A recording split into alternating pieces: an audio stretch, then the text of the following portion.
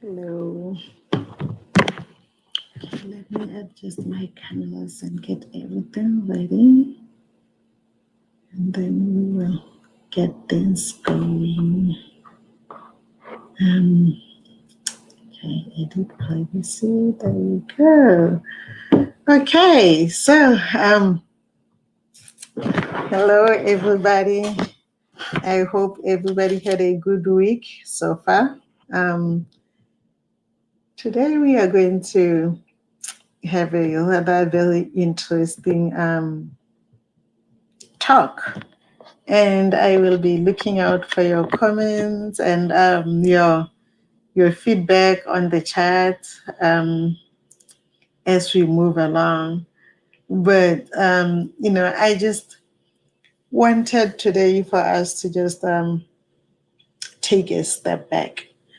I think I've been really, with everything that's been happening around, I've been taking a look at things that I believe in and things that I hold as true in my life. And I just wanted to take a time just to challenge myself, and just I've been looking at what do I hold to be true.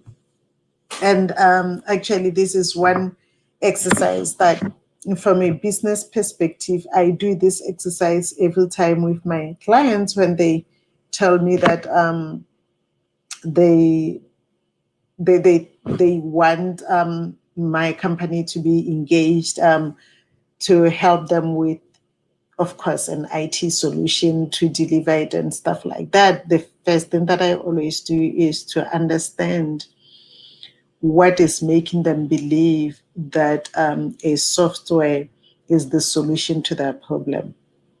And I've never thought about taking that and applying it to my life, just to give myself, hey, Cassandra, I see you, baby. Thank you for watching all the way from England.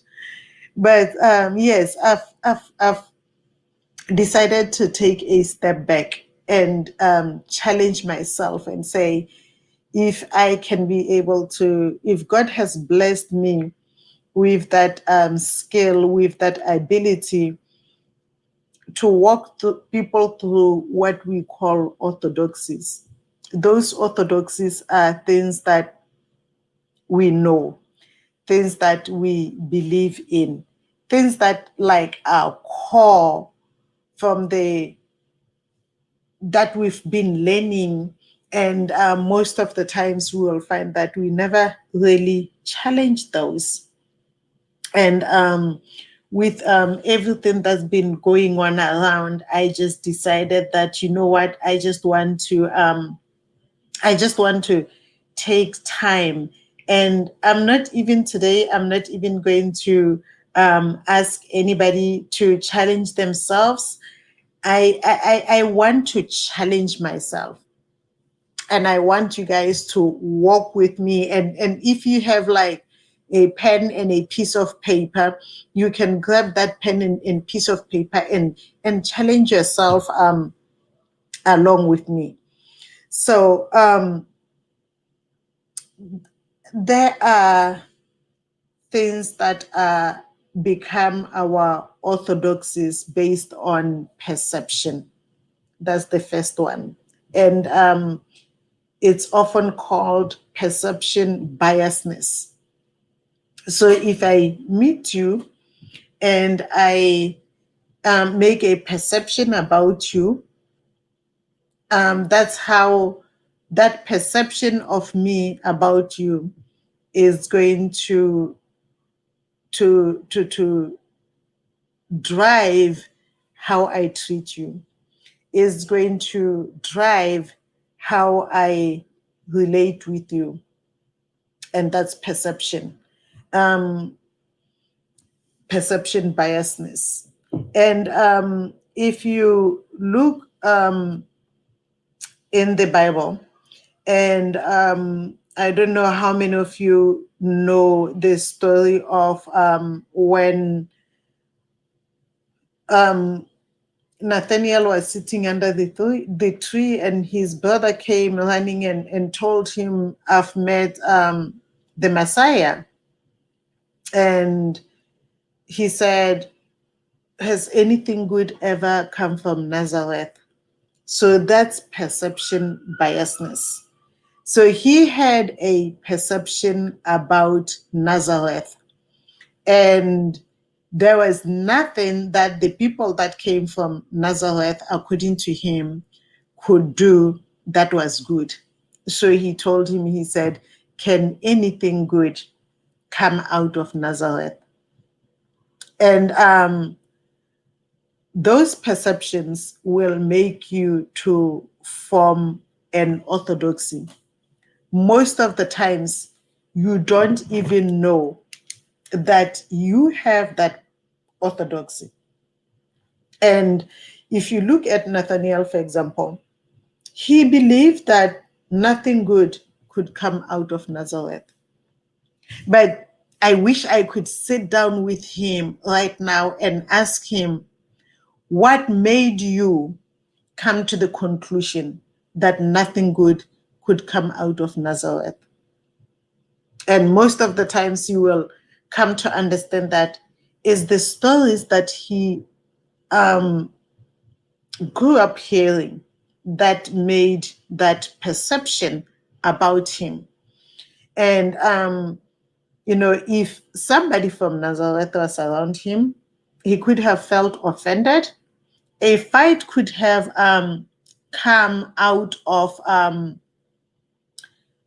just that perception. There could have been like a serious misunderstanding. A fight could have come just out of that casual comment of, can anything good come out of Nazareth? So perceptions oftentimes lead to misunderstanding. And in today's world, it can even lead to death. And so we have to work on those perceptions that we have, and we have to challenge ourselves. A lot of times we disadvantage, and this perception biasness is not even about any particular type of people. It can be due to many factors. Sometimes it might be just that I believe that a certain type of people, I give them a label, and that's the label that I stick with it. And so when I deal with them, I don't give them the grace that that I would normally extend to other people that I don't have that perception about.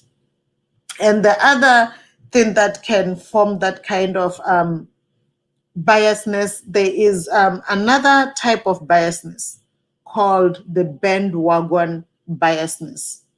And this one I'm going to laugh because my friend Boalia often says that if she has a problem with somebody, it doesn't mean that I should also have a problem with that person.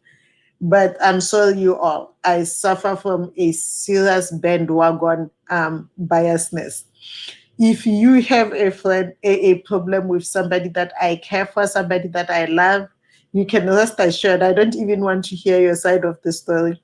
I will have a problem with you.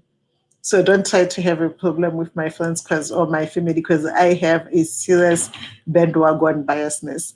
But in all seriousness, bandwagon biasness is a serious problem. And most of the times, the bandwagon biasness, unfortunately, is found amongst families. And even in churches, even at work, you will only find a bandwagon biasness amongst people that are close. You will find that, let's say, for example, me and James, we married and we have our problem. And I go and I tell my family that yes, that is so true, Philip. Philip says that if you want to see bandwagon problem, if you want to see bandwagon biasness, comment on a Facebook page with something that you don't agree with. And I totally agree. It is very in social media, bandwagon biasness is also very common. Like people don't even ask themselves, sometimes people don't even go to read the post, but just because somebody commented in a type of way, they just fire off. And I'm probably also guilty in some way of that bandwagon biasness, but it's very common with families. Like I was saying, let's say me and James are having we are having a problem, for example, and I go and I tell my sister, and my sister goes and tell my brother, and my brother goes and tell his wife, and my brother goes and tell my mother, and my mother tells my nephews and my nieces. Next thing James knows, my entire family is not talking to him. They don't know his side of the story, but just because it's a bandwagon issue, they just jump on that bandwagon. And this is another biasness that we really need to work on. And a lot of times, most of the problems that we have in the world are caused by these biasnesses. And then another third type of biasness is unconscious biasness. And this one gets a lot of people. And unconscious biasness, unfortunately, is not intended. You would be talking with somebody and they would just say something that they're probably just used to saying, and they don't realize how deep that thing cuts. And I had an experience of this with somebody, and I probably should have extended that person grace, but I did not. Yeah, sometimes I can be brutal. I'm trying to grow to the point where I'm not being brutal. But somebody called the NBA players boys. And I said to her, do you realize that calling with the history of the US and calling of black men boys, especially when they are not doing what you want them to be, because she was angry with them boycotting the games for the racial issues that are going on, the police for them to protest police brutality, and she was not happy with them, so she called them boys. And I said, do you realize that by saying that, you just unconsciously communicated that you are racist? And she was like, no, I am not racist. I said, take a step back and look into history.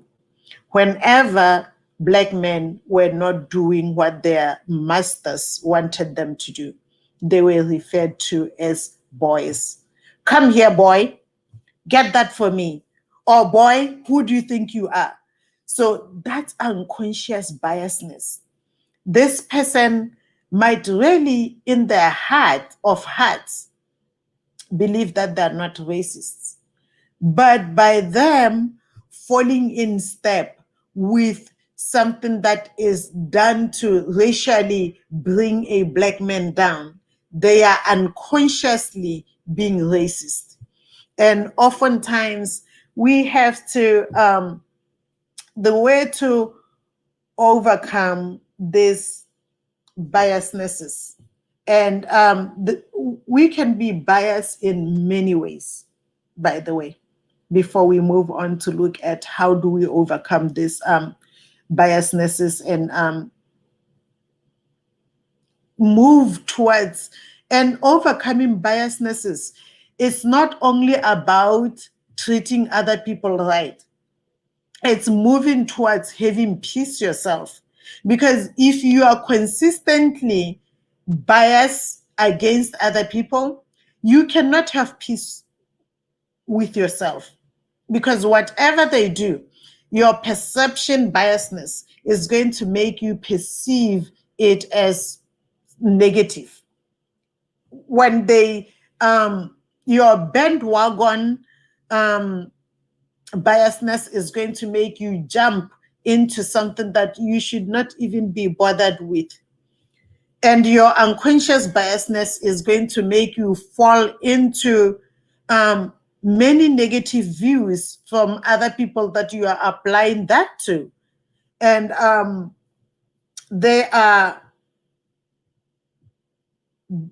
race biasness, there is gender biasness. And a lot of us are actually guilty of gender biasness. We've said things like, a man should not cry. That's gender biasness. And actually, that's emotional abuse of men. Because by them holding us, forcing them to be at the point where they cannot express their emotional beings, then we are really denying them humanity. And by denying them humanity, we are being biased. And the other one is sexuality. Me having a problem with somebody's sexuality. Why do I have a problem with that person's sexuality? And personally, that biasness, I've had to work on it. And yesterday I was listening to a podcast. I listened to the public radio a lot when I'm driving. So I was listening to a podcast, and this guy he records himself. It's almost like an educational comedy, but he had gone to talk to his imam about his issues with he was addicted to pornography. So he had gone to talk to the imam, and he told him, he was like, I'm addicted to pornography. And the imam was like, what, how did you get addicted to pornography? And he said, I was just trying to be a good Muslim and not get involved in sex before marriage. And I started to watch pornography. And now I am married and I cannot stop myself from watching pornography. What should I do? And it was very interesting. And I thought that was really an eye-opening way of looking at overcoming situations. And the imam said to him, he said, next time you watch pornography, look at the eyes of that woman. And he was like, why should I do that? I'm not involved in that act with her. I just want to watch pornography. And he said, for you to overcome your addiction, you have to look at the eyes of that woman and see if she is finding pleasure in what is happening. And if you realize that she's not finding pleasure in what is happening, then have empathy towards her, not to watch that anymore. And I thought that was really something that was kind of like eye-opening for me. The fact that for you to overcome, for this case, it was like addiction. But for us to overcome biasness, we have to have empathy. We need to get into the shoes of the people that we are biased against. And so sexuality, and another one is politics. That's another area where there is just like unbelievable biasness. And this time, I am not even going to talk about my current country of residence. I'm not going to talk about the United States. I'm not going to use the United States as an example. I'm going to use Botswana as an example. Recently, I have watched and actually have been saddened by watching how people are trying to play politics in Botswana with COVID-19. Everything that is being put in place, instead of encouraging people that, okay, we need to do this so that we don't end up in a situation that we see happening in other countries. People that I deem to be political activists and have people following what they're saying and taking the advice that they're giving have been going out and really discouraging people from taking the measures that are needed to make sure that COVID-19 does not spread in Botswana. And that kind of political biasness and causing bandwagon biasness against something that is really for public health is not a healthy thing to do. And it's just politics that are making people do that. And the other thing is religion. And you all know my foundation is Christianity. And I am a Christian to the deep level of my being. But I have had to unlearn the religious biasness that I have learned through my life. And some of that biasness is actually driven by fear. It is driven by fear of changes relegating your belief to nothing.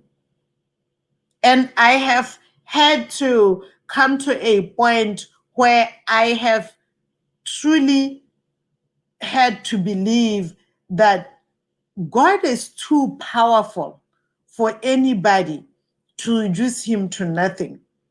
And so if I believe that my God is the true God, why should I be scared that somebody's choice of sexuality can reduce my God to nothing?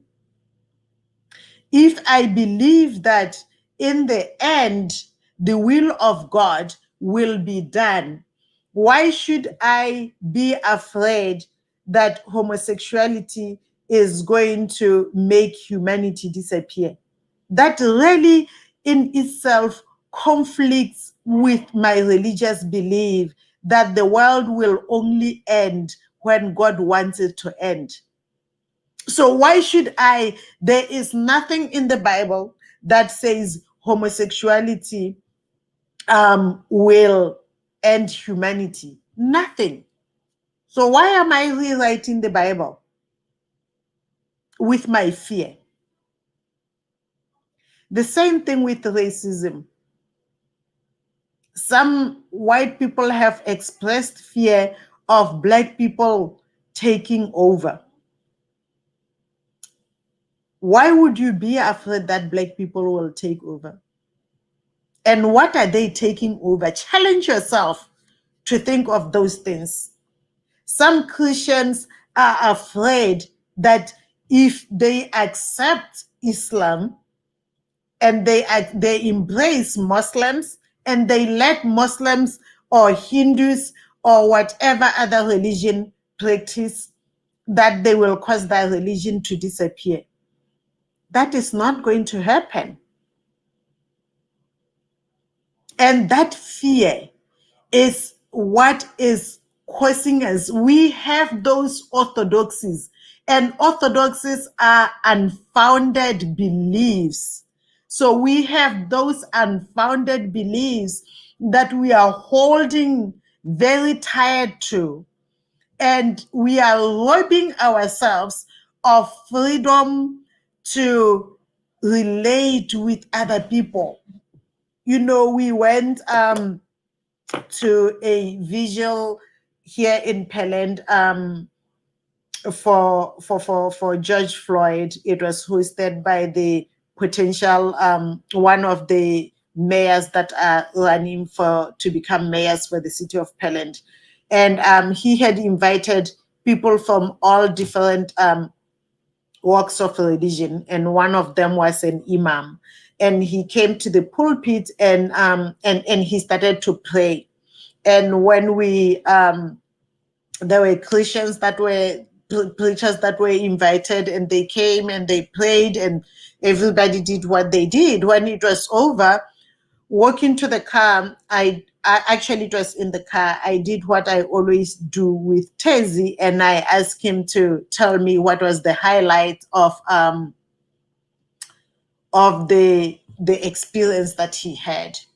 And he said, that guy with the long dress, his prayer was powerful.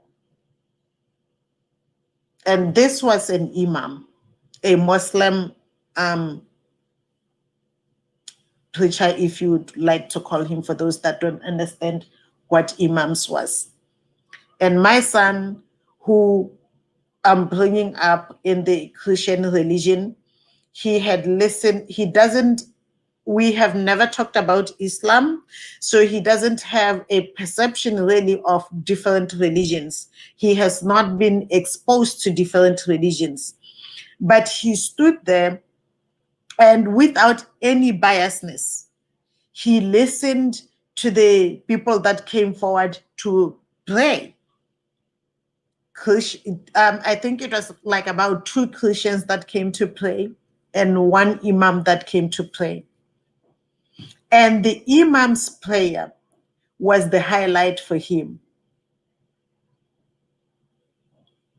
And this tells me that without biasness, we can really coexist peacefully. Because he had no biasness at all. Like, he did not have any preconception of, or he is a Muslim, so I shouldn't, as a Christian, I shouldn't find his prayer as pleasing. He didn't have that perception. So all those perceptions are what makes us not have peace. And the other one is nationality. We have a problem of nationality. And for me, it actually took me stepping outside of Botswana and becoming a foreigner that I realized that this problem of nationality is a serious problem. And we had my friend posted on Facebook about the name that as Botswana call other African foreigners. We call them Makwele, and I'm sorry, I don't mean to offend anybody by saying that. But that's another orthodoxy.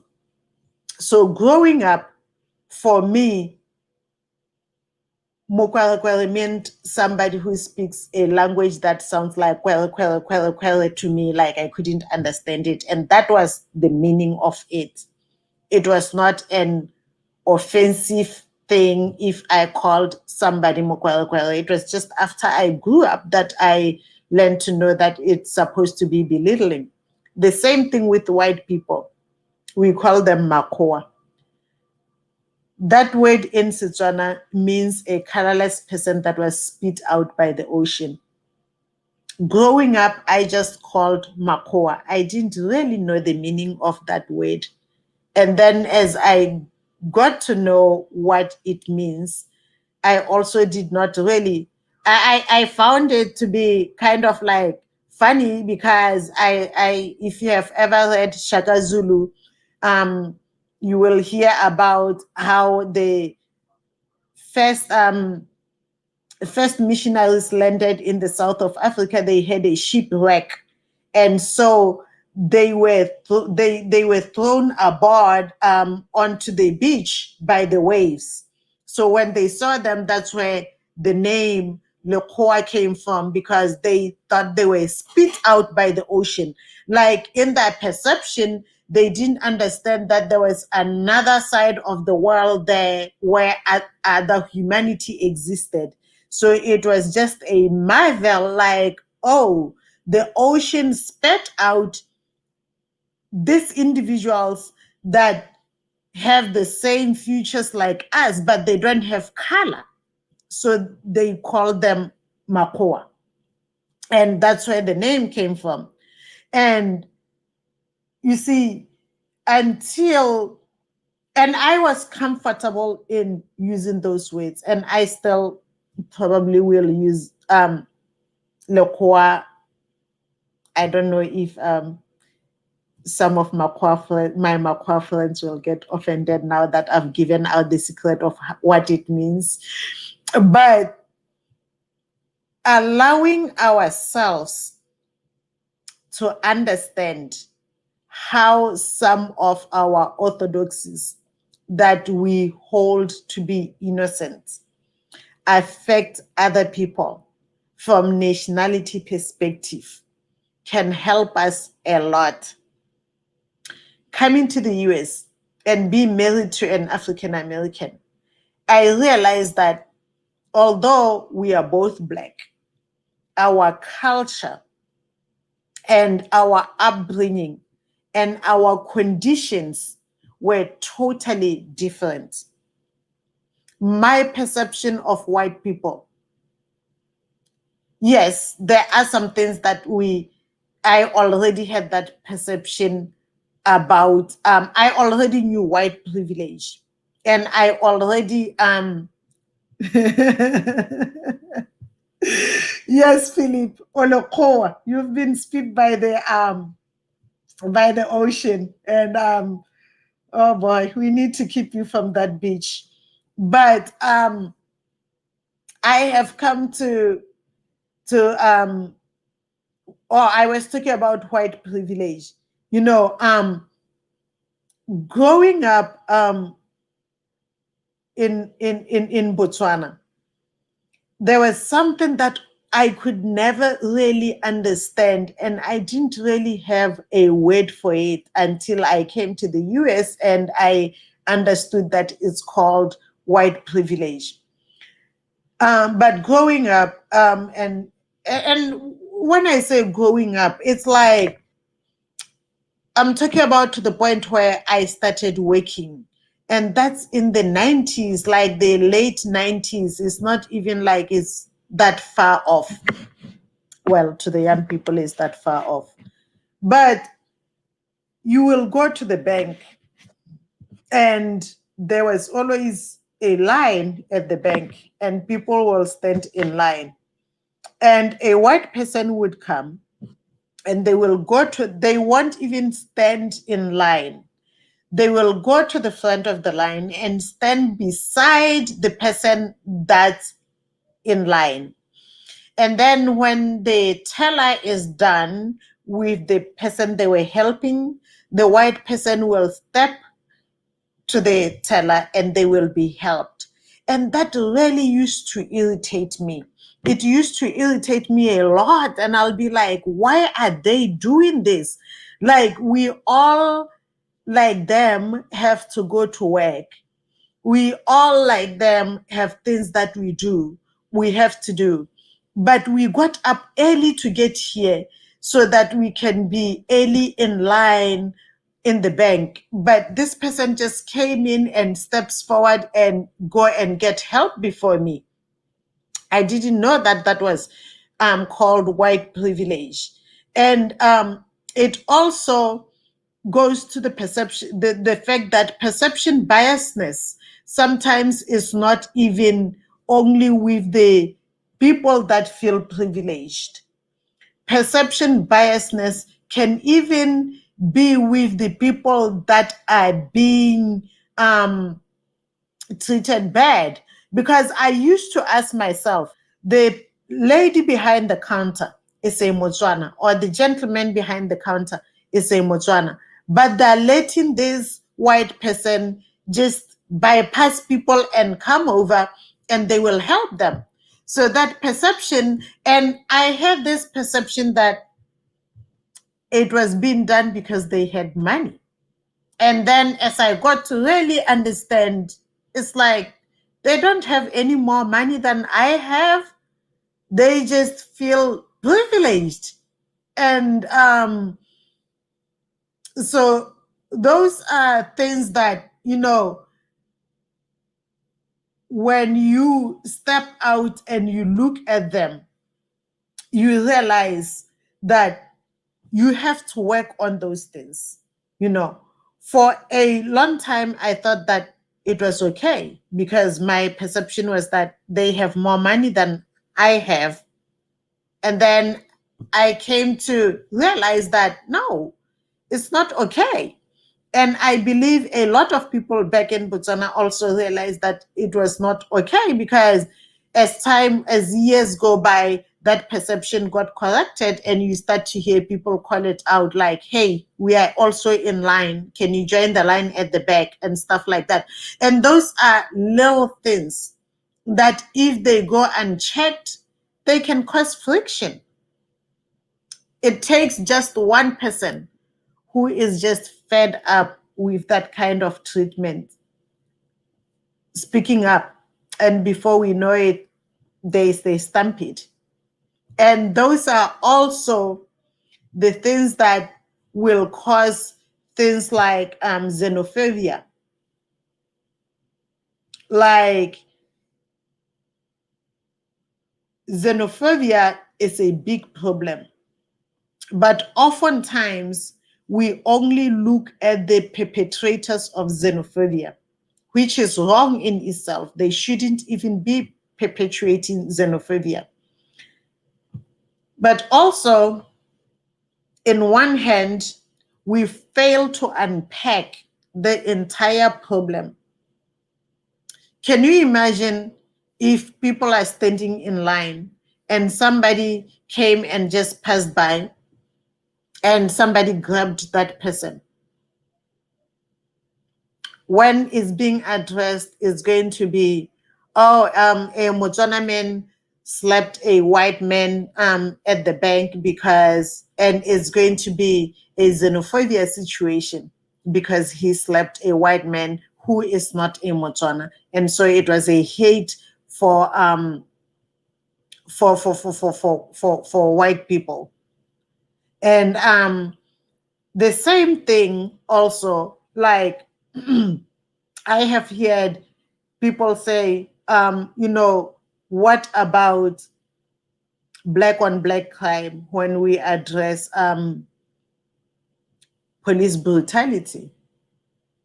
Or they will say, address other factors that exist in the community, address crime in the black community, address, and they will list them.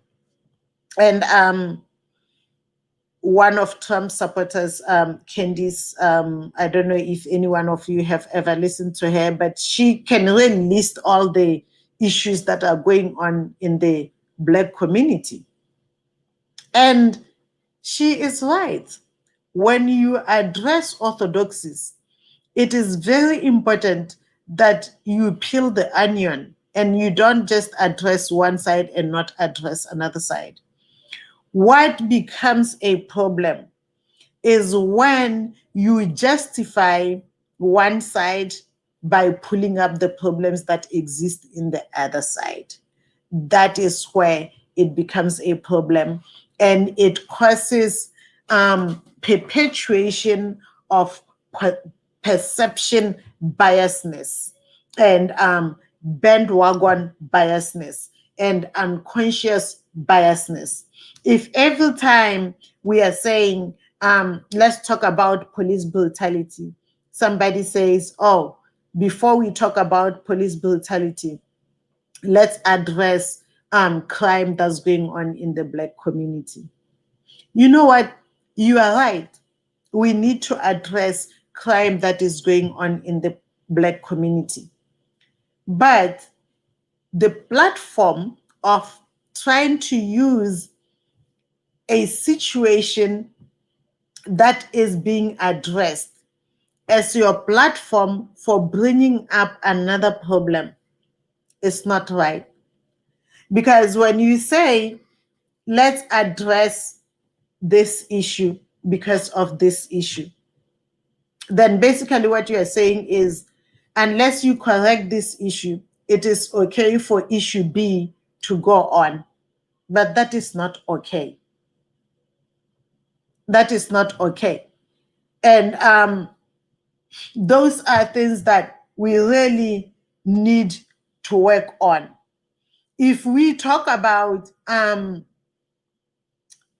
children of illegal immigrants not being treated right, and the answer is, why did their parents bring them here?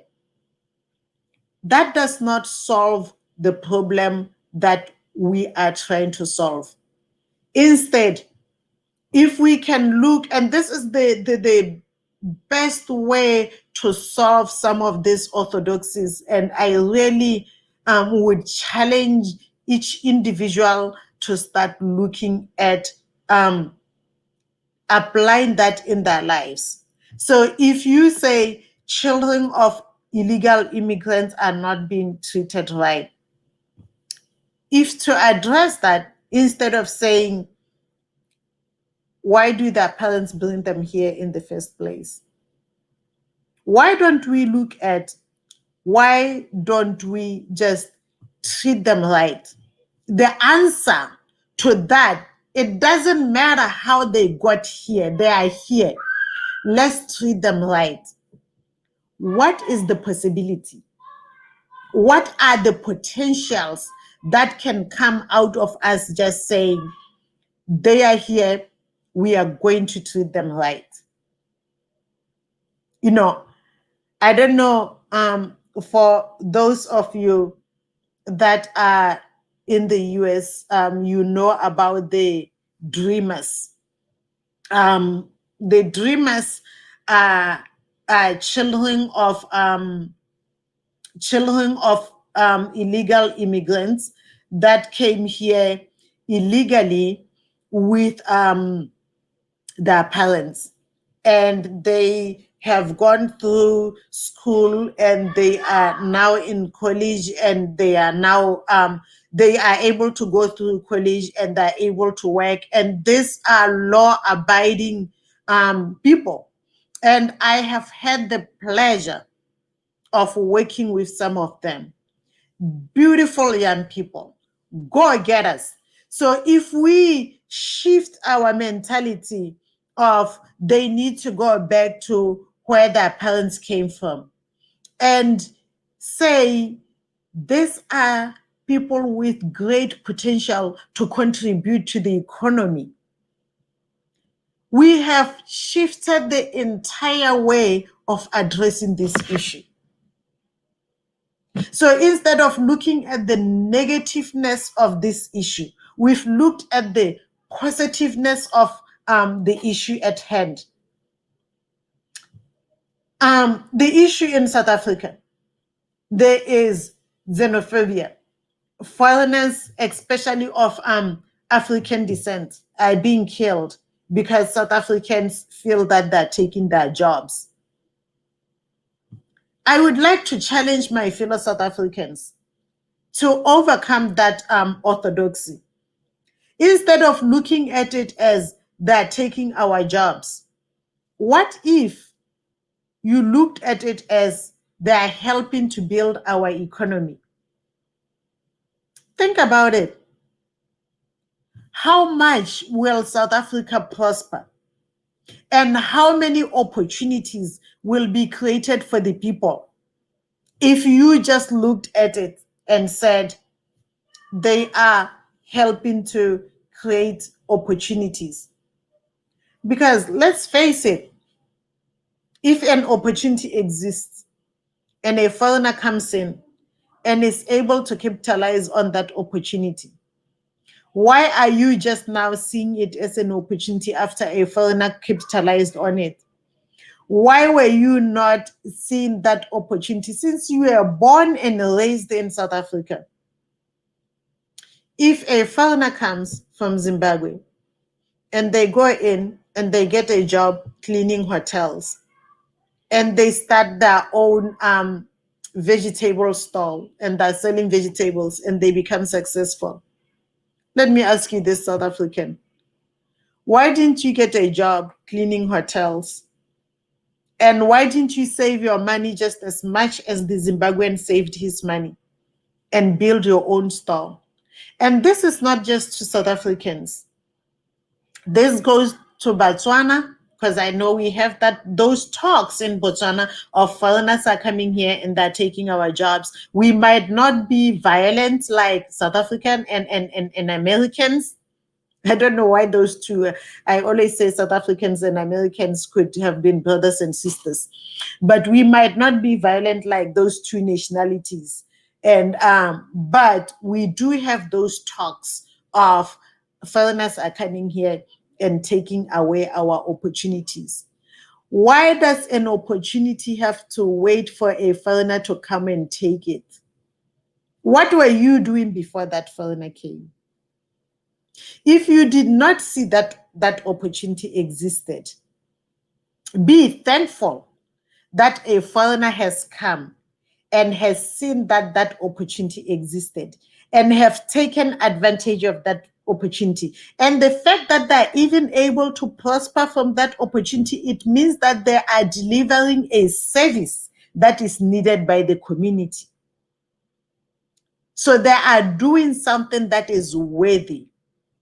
So instead of being jealous, why don't we just look at it in saying, hey, this was an opportunity.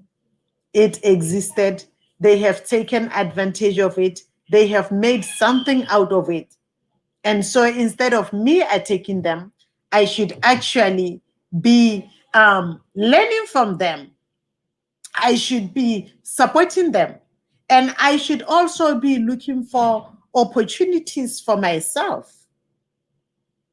That's the way to address this. That is why you see me, I am here, and I am always looking out for young Botswana that are finding opportunities in Botswana and trying to make it for themselves, instead of sitting back and saying the government is not creating opportunities for me. Do I believe that there should be help to create opportunities for citizens? Absolutely. I support that all the way. Let's make things simple for people to be able to take advantage of opportunities and to be able to create opportunities. And when we see people creating opportunities, let's encourage them, let's enable them. But, we don't own the world. Just because you are born in a particular place does not mean that you own that particular place, and does not mean that God cannot take somebody and prosper them in that place. And actually, for those of you that are religious and are Christians and believe in even Islam, those of you that are of the Abrahamic religion, you will all know that Abraham, before God could bless him, he had to move and become a foreigner. And that's how God blessed him. Joseph, he had to move to Egypt, and that's how God blessed him.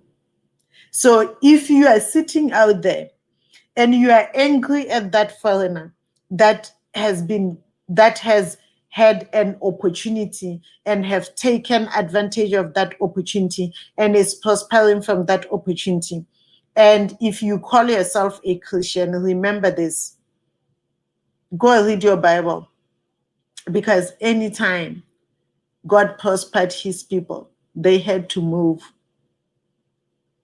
And they had to go to the land of opportunity. They had to go to the land that God has prepared for them. So it is appointed for people to go to these lands and be prospered. And you are wasting your time being mad at them. The energy that you spend being mad at foreigners for being successful is honestly the energy that you could be spending finding opportunities for yourself and creating prosperity for yourself. And I Philip says, what aboutism is a term for when you use other problems to consistently deflect from and avoid discussing a problem. And I absolutely agree with that. I absolutely agree with that. And that is one thing that I really, really don't like. Like, let's discuss the issue that we have at hand. Don't bring other issues because you are trying to drive me from discussing that issue. If I'm discussing police brutality, let's focus on police brutality. Don't start off and tell me that what about black on black crime? What is black on black crime? What about white on white crime? What about Asian on Asian crime? Crime is crime. So there is no need. And this also will help a lot in your relationships, whether it's at work or it's in your home. Anytime there is a problem and you dig up other problems, it never ends well. Address the issue at hand. If you have another issue that you need to address, find the right place for it, or find the right voice for it, find the right situation for it. But don't try to deflect from the problem that is being addressed by bringing in another problem. And the other thing is the is that we have issues of having microaggression,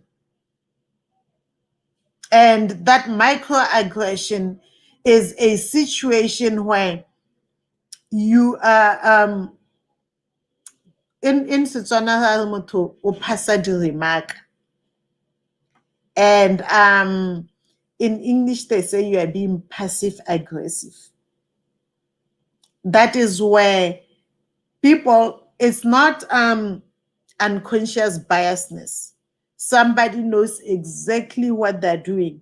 They know that they want to hurt you, but they do it in a way that you are left wondering, did they really mean that? Was that innocent or was that not innocent? And those are things that needs to be addressed. If somebody is having microaggression towards you, if you feel uncomfortable, address it. I recently saw one lady that shared her experience. She had joined a group called Mothers with Strollers. It's a group of young mothers that meet somewhere with their children, and they get to do yoga together. They get to do different kinds of stuff. And she was the only Black person in the group. And the little child came over to her and was like, "Oh, why are you so dark?" And it was a very uncomfortable experience for her. But she says she addressed the child and just say, because I'm a Black person and there are lots of people like me. And the mother was there and the mother did not say anything. So she addressed the child, but she felt that the mother should have said something. And she didn't want to have a confrontation with the mother or with the women of the group. But later on, she went on social media for the group of mothers and posted about it. And everybody was mad at her. Almost everybody was mad at her for finding fault with the mother. And that is microaggression. somebody is telling you that that experience was uncomfortable to them because she had to step in and teach somebody's child. And she could have easily said something that the mother doesn't want her child to learn. The mother did not take the initiative to tell her child, honey, leave her alone. I will explain that to you later. Or if the mother didn't want to address that in the group, or taken her child to the side and explain to her why that lady was black. But she didn't do that. But yet there was fault with that woman saying, it made me feel uncomfortable. Like this woman is expected to feel uncomfortable and be quiet about it. And these are things that, in life, and that lack of communication itself creates a lot of perception biasness because we don't understand. And sometimes when people try to communicate with us, we don't want to hear it. And so it leaves that perception to fester. But anyway, I've covered what I wanted to share with you today. Is 2 minutes to 7 o'clock. I have a coding class that I'm teaching for Tezi and his friends. So it is time for me to jump onto the other side and take off Mrs. LJT hat and put on my teacher hat. So until we meet again next week, Friday, remember to address your orthodoxies. Remember to address your perception biasness, your bandwagon biasness, and your unconscious biasness. And to do that, you have to always make sure that you peel the onion for you to understand why you are perceiving things that way, why you are jumping into that wagon. Or except if you have done something to my friend, then I'm going to jump on that wagon. But anyway, adios. See you all next Friday. Bye-bye.